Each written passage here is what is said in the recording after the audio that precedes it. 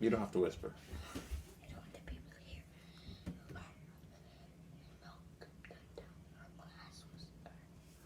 Oh, okay. Thanks. Thank you.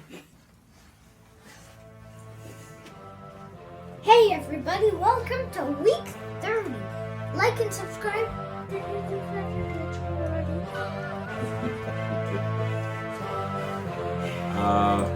Hey, it's week 30. Is it week 30? It is week 30. What are we going to do first?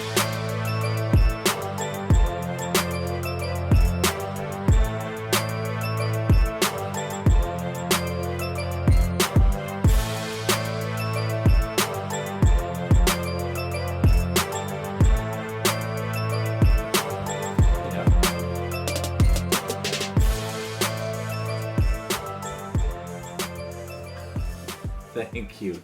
Hey everybody, like and subscribe. Welcome to week 30. This is me and my dad. Say hi. Hi.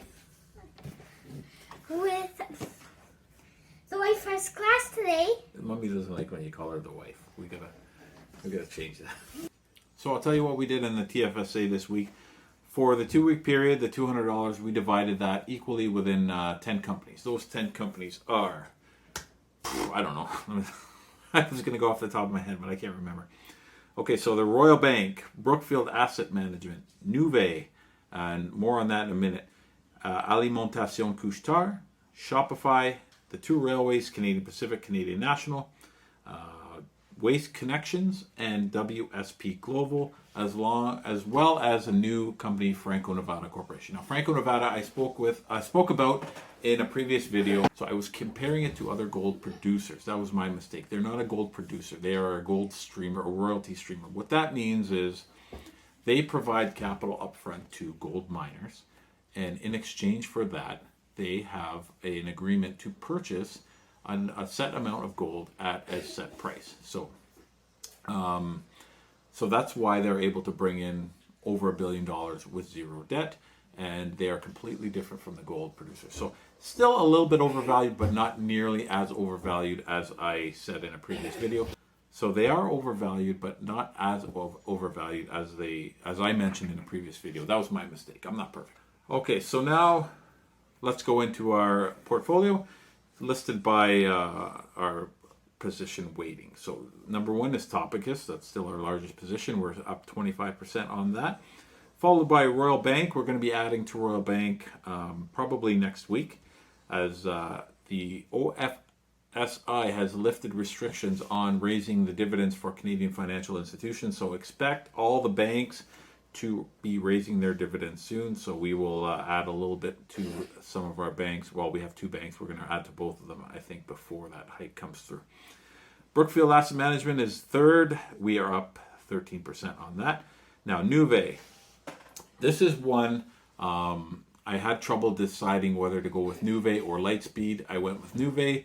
Lightspeed subsequently crashed. It's down over 30%. So what I'm going to do, I think, in this coming week is come out of Nuvei into Lightspeed, just because Lightspeed is in a huge dip, whereas the fundamentals of the company have not changed. The thesis has not changed. The stock price is not as overvalued as it was just last week. So it's taking quite a hit. So I'm going to switch out of Nuvei and into Lightspeed. That's the plan anyway. Alimentation Couche-Tard, we have about 6.5 stocks of that. That's doing well. Shopify, we are slowly building our position on Shopify. We have $245 worth, and we're actually up a little bit. We've been down on Shopify for quite a bit, but it's up over $1,900, and now we are in the green. The 2 railways, we're adding those equally, Canadian Pacific and Canadian National, and we're up on both of those. They're doing well. Railways always do well, and they do even better in the long run. Equitable Group, they had a stock split. What that means is they cut the shares in half. So if you had 1, like we did, now we have 2, but the share price is cut in half. So for example, they're trading at $80 a share now. If we still had the 1, it would be at $160 a share. They just do that to make the stocks more manageable to purchase. Good Food, we haven't added to that in a while, and it's come down over $2. Come on. You don't have to whisper. Come on in. I'm gonna have about 5 more team rumbles. Okay, you go ahead. So it's come down a couple dollars. We may add to it. We may not. We may not just have a look. So it's come down a couple dollars. Good food, and we may add to it. We may not for the time being. We're just gonna have a look at it and see what happens with that stock price. QU has been steady in the mid 20-cent range for quite a while. Hi. I'm just gonna switch to the cube team. We got it. I got it on the first time on the first game after. Good job. I don't know what he said. Waste Connections and WSP, we are adding to those in the fractional shares at about the same rate. They trade for roughly the same price, and we have pretty much the same 0.12 of a share of each of those. So those are WCN Waste Connections. That's a nice defensive stock, and I'd like to add those a little bit more to this portfolio, as I was kind of heavy on tech. And so just to add a little substance to the portfolio, I'm going with a little bit more of these quality, stable businesses. And finally, Franco-Nevada, that's another good foundational core position. We only have $20 worth of that as well, but we will be adding to that the same as WSP and WCN. We're going to be adding to those regularly until they're up to a full position. So that is the portfolio as we see.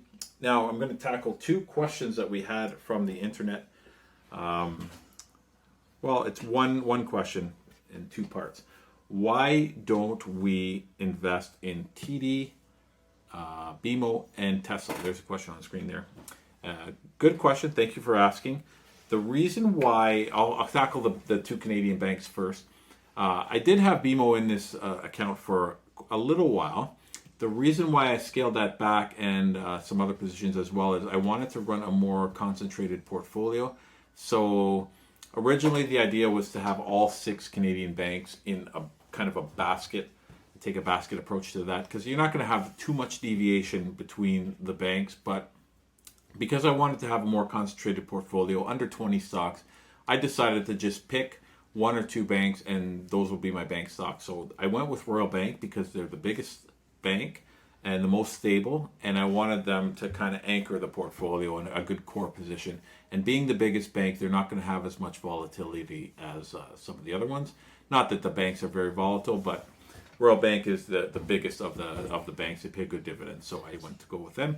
And Equitable Group is a growing bank. It's a smaller bank. Their market cap is a fraction of what the other big banks are, so there is a lot of growth there.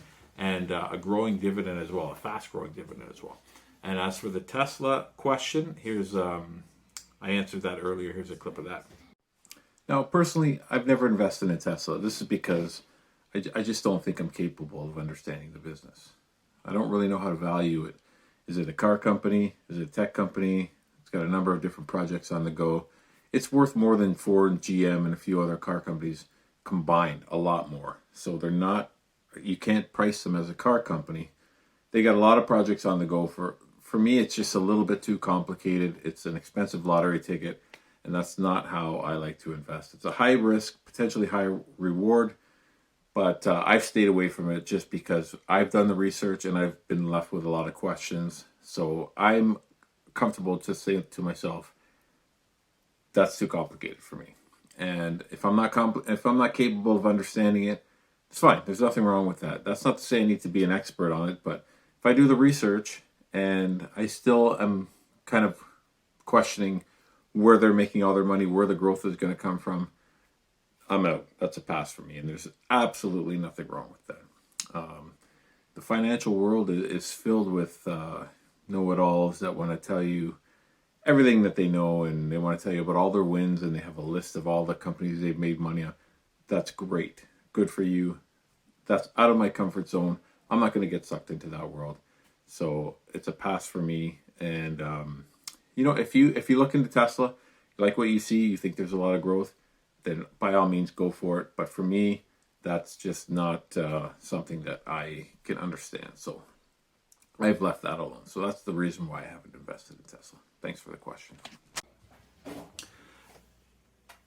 So there you go. And another reason why I don't have Tesla or any U.S. stocks in this portfolio is I did try it earlier in maybe a couple months ago. I had some U.S. stocks, but I tried to keep it under 30% of the portfolio just to keep the fees down. And by fees, I mean the 1.5% fee that Wealthsimple will charge you to buy U.S. stocks. And that's with every purchase and every sale. So you're looking at about 3%. So, and I don't begrudge Wealthsimple that. They're very upfront about it, and they don't make money in any other nefarious ways like payment for order flow or anything like that. And they have to make their money. It's a good service. We're using them. And if they choose to make their money that way, that's fine. And if you have a problem with that, just don't buy U.S. stocks on Wealthsimple. It's as simple as that. So, say for small purchases, it's better to do it with Wealthsimple than say Questrade, which I also use. Questrade charges a flat fee of $5. So if you're buying a $100 share, that's 5%. If you're buying $1,000, that's 0.5%. So it's better to do it with Questrade. Anything lower than $300, you're going to be paying $5. That's going to be more than 1.5%. But don't forget, you also pay that when you sell. So that's why we don't have any American stocks in Wealthsimple. So that's it for week 30. I didn't have much of my co-host today. Here he comes, Ron. You missed your chance almost, huh? Don't be just do no saying, looking at the, not saying a word, looking at the camera, well, and then I'll say more when my team members are done. So just to be clear, you want me to just extend the video by staring at the camera and not saying anything while you finish your video game, and then you can come in and talk? Yes. Okay, sounds good.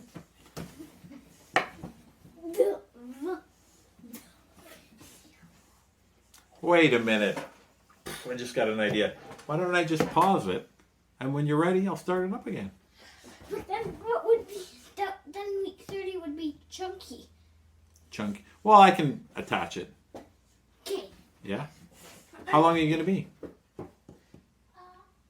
more team members.